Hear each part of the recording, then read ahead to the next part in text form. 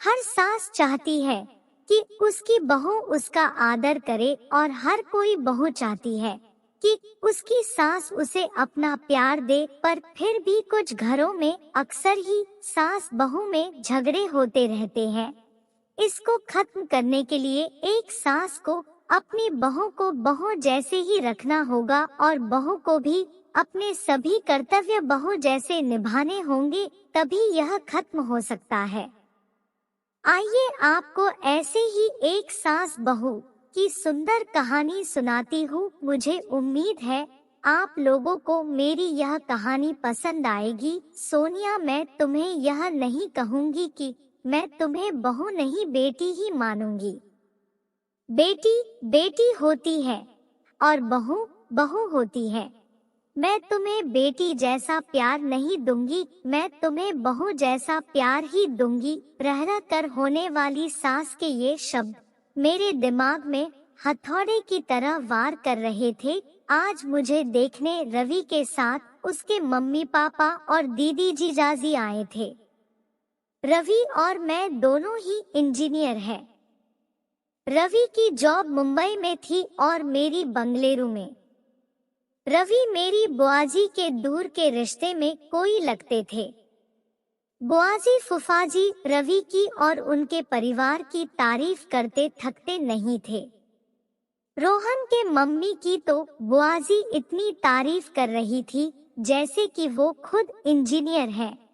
पति और बेटा दोनों इंजीनियर हैं, तो जाहिर है कि पैसों की कोई कमी नहीं है, लेकिन घमंड नाम की कोई चीज उनमें नहीं है।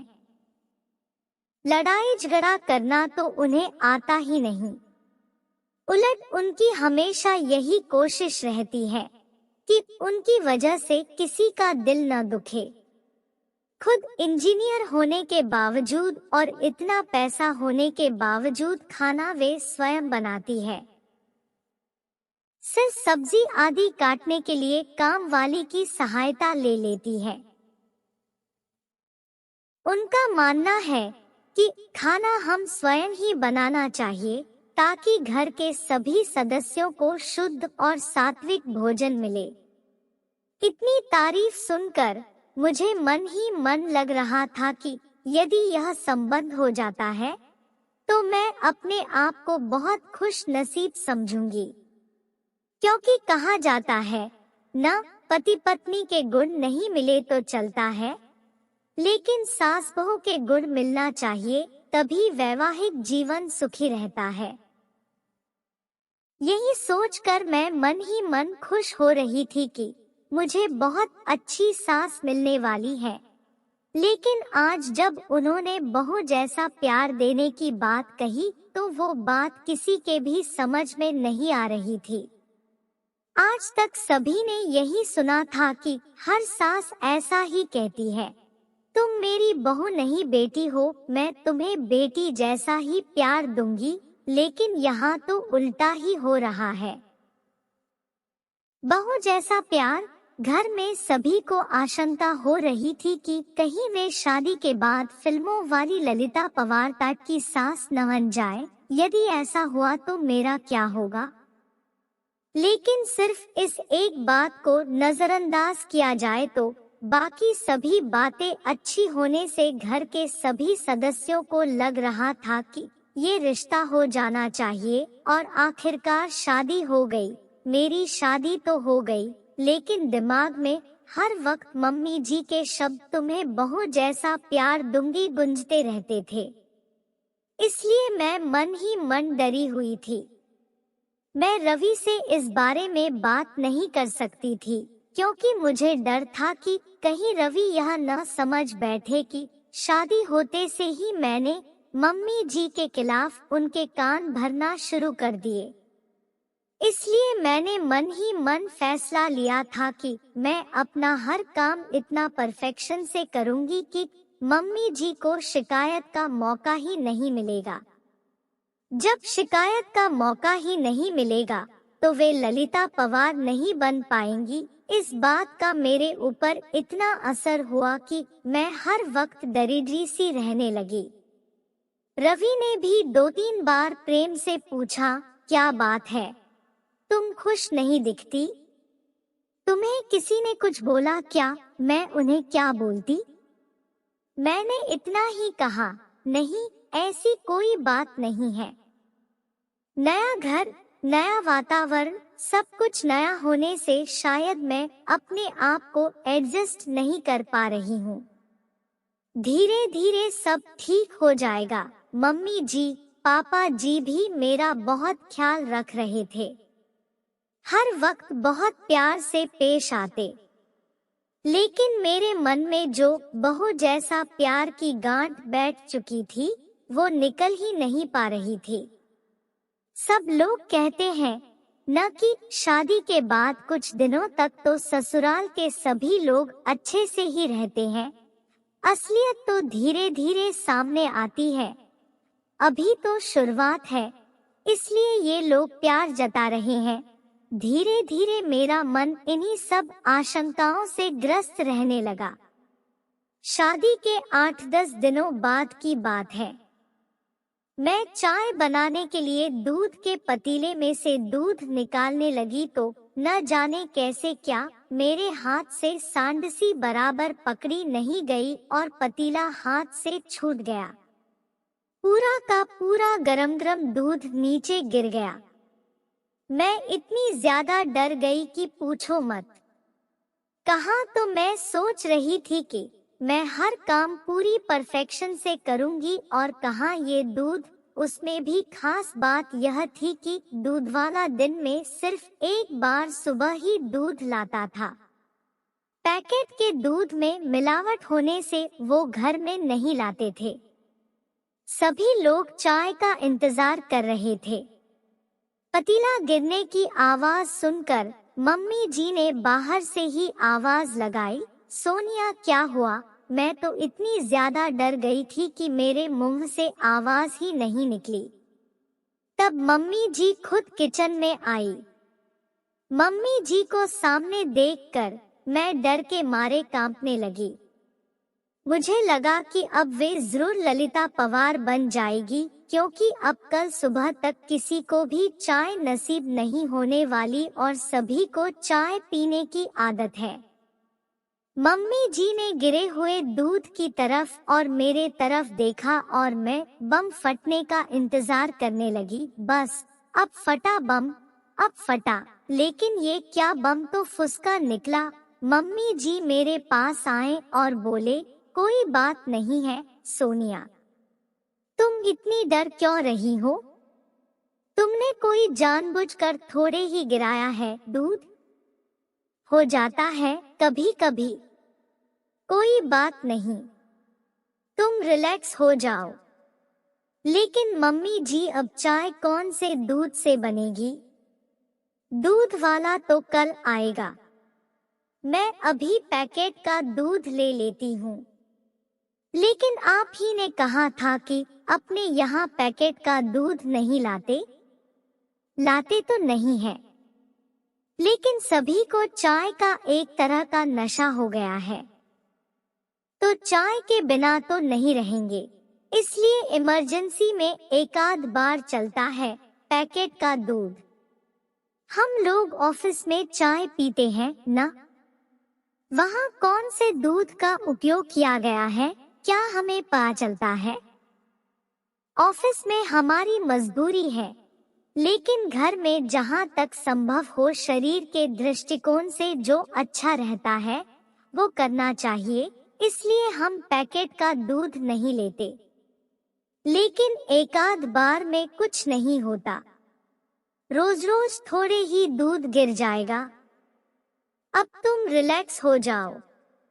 मैंने मन में सोचा, मैं फिजूल ही डर रही थी। मम्मी जी तो कितने अच्छे हैं। लेकिन दूसरे ही पल सहेली की बात याद आ गई कि ये सब चोचले शादी के शुरुआत में ही होते हैं, आगे आगे देखना होता है। क्या यह बात याद आते ही फिर से मन में वही डर समा गया। दो एक बार और इसी तरह की छोटी छोटी गलतियां हुई, लेकिन तब भी मम्मी जी ने मुझे प्यार से ही समझाया। 4-5 महीने के बाद की बात है। सभी को पालक पनीर की सब्जी बहुत पसंद थी। आज रविवार की सभी की छुट्टी होने से पालक पनीर की सब्जी बनाने का तय हुआ। सब लोग खाना खाने बैठे तो जैसे ही इन्होंने पहला कौर मुंह में लिया तो बहुत बुरा मुंह बनाया और एक घूंट पानी पीकर बोले कि आज सब्जी में नमक डाला है, कि नमक में सब्जी डाली है। आज डबल नमक है सब्जी में। हे भगवान, अब जरूर मम्मी जी अपना बहू वाला प्यार दिखाएंगे, कहेंगे कि तेरी मम्मी ने यही सिखाया क्या। पढ़ लिख कर नौकरी कर रही है, इसका ये मतलब नहीं कि तुम्हें सब्जी बनाना भी नहीं आना चाहिए। तुम्हारी माँ ने तो कहा था कि मेरी बेटी को सब आता है, फिर ये क्या है। मैं ये सब सोच ही रही थी कि इतने में मम्मी जी ने मुझे जोर से झंझोड़ा। सोनिया, सोनिया क्या हुआ? तुम काम क्यों रही हो? रो क्यों रही हो? कुछ नहीं, वो सब्जी। मम्मी जी सॉरी, न मालूम आज कैसे क्या नमक डबल हो गया, अब सब लोग खाना कैसे खाएंगे। फूलगोभी की सब्जी, दाल, चटनी और अचार है ना, खा लेंगे, तू घबरा मत। लेकिन आगे से सब्जी बनाते वक्त थोड़ा ख्याल दिया कर। दोपहर में जब मैं और मम्मी जी अकेले थे तब वो बोली, शादी हुई है, तभी से मैं देख रही हूँ कि तुम फ्री नहीं लग रही हो। ऐसा लगता है कि कहीं खोई खोई सी, दरिद्री सी लगती हो। क्या बात है? यदि तुम मुझे नहीं बताओगी तो हम समस्या का निदान कैसे कर पाएंगे? यहाँ तुम्हारी मम्मी नहीं है, लेकिन मैं तो हूँ ना। तुम मुझसे अपने मन की हर बात कर सकती हो। उनके इतने प्रेम से बोलने पर मैं अपने आप को रोक नहीं पाई और रोने लगी। उन्होंने मुझे अपने बाहों में भर लिया। अब बता क्या बात है? मम्मी जी, जब आप मुझे देखने आई थी तो आपने कहा था न कि आप मुझे बेटी जैसा नहीं, बहू जैसा प्यार करेंगी। हाँ, कहा था तो। बहू जैसा भी कोई प्यार होता है क्या? बहू की छोटी से छोटी गलती पर भी उसे इतना प्रताड़ित किया जाता है कि मानो उससे बहुत बड़ा गुनाह हो गया हो। इसलिए मुझे लगा कि आप मेरी छोटी से छोटी गलती पर भी महाभारत रचेगी, इनको मेरे खिलाफ भड़काएगी। इसी सोच के चलते मैं हर वक्त डरते रहती हूँ कि मुझसे कोई गलती नहीं होनी चाहिए। मुझ पर नाराज होने का आपको कोई मौका नहीं मिलना चाहिए। सच बताओ तो आज तक मुझसे जो भी गलतियां हुई वो इसी घबराहट के चलते हुई।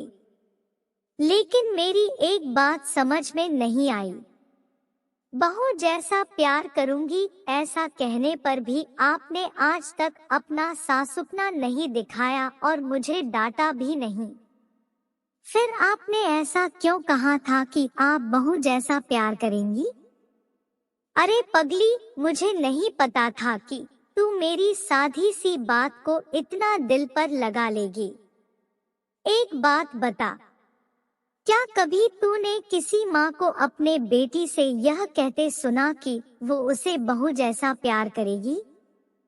नहीं ना। जब हम बेटी को बहू जैसा प्यार नहीं करते तो बहू को बेटी जैसा प्यार क्यों करते हैं? इसका तो यही मतलब हुआ न कि हम बेटी को ज्यादा महत्व देते हैं, बेटी को ज्यादा प्यार करते हैं, इसलिए बहू से कहते हैं कि तुझे बेटी बनाएंगे, तुझे बेटी जैसा प्यार देंगे। हम लोग बेटे को ज्यादा महत्व देते हैं, इसलिए बेटे को बेटे जैसा ही प्यार देते हैं। कभी भी बेटे से यह नहीं कहते कि तुझे बेटी जैसा प्यार देंगे। यदि हम बेटा और बेटी दोनों को समान समझते हैं तो बेटी को बेटे जैसा प्यार क्यों नहीं दे सकते? मेरी नजर में जिस तरह बेटी का अपना एक अलग अस्तित्व है, उसी तरह बहू का भी अपना एक अलग अस्तित्व है। मैं बहू को बेटी से किसी भी मामले में कम नहीं समझती, इसलिए मैंने कहा था कि मैं तुम्हें बेटी जैसा नहीं, बहू जैसा प्यार दूंगी। मुझे क्या पता था कि तू उसका गलत मतलब लगा के वह बात दिल को लगा लेंगी। चल अब आंसू पोंछ, नहीं तो मैं सचमुच में फिल्मों वाली ललिता पवार बन जाऊंगी। उन्होंने यह बात इस अंदाज में कही कि हंसते हंसते हम दोनों का बुरा हाल हो गया।